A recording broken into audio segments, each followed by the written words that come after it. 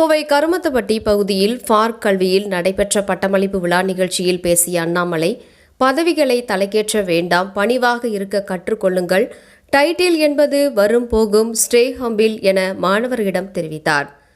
கோவை கனியூர் மற்றும் கருமத்தப்பட்டியில் அமைந்துள்ள புகழ்பெற்ற ஃபார்க் கல்வி குழும கல்லூரியின் கூட்டு பட்டமளிப்பு விழா கருமத்தப்பட்டியில் உள்ள கல்லூரி வளாகத்தில் நடைபெற்றது.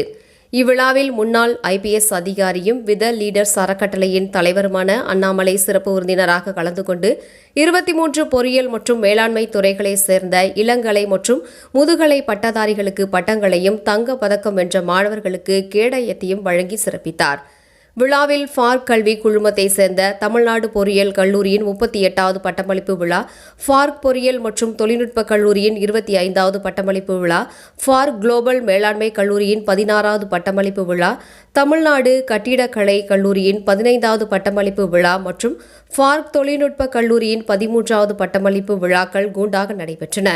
முன்னதாக கல்லூரி வளாகத்திற்கு வருகை தந்த சிறப்பு விருந்தினருக்கு கல்லூரி நிர்வாகம் மற்றும் மாணவர்கள் சார்பில் உற்சாக வரவேற்பு அளிக்கப்பட்டது.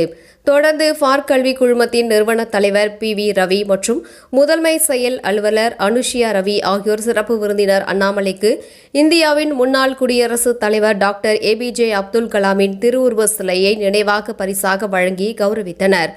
பட்டமளிப்பு விழாவில் மாணவர்களுக்கிடையே சிறப்பு விருந்தினர் அண்ணாமலை பேசுகையில், 4 ஆண்டுகள் கடுமையாக உழைத்து இன்று வெற்றிகரமாக பட்டம் பெறும் அனைத்து மாணவர்களுக்கும் என் வாழ்த்துக்கள் என்றார்.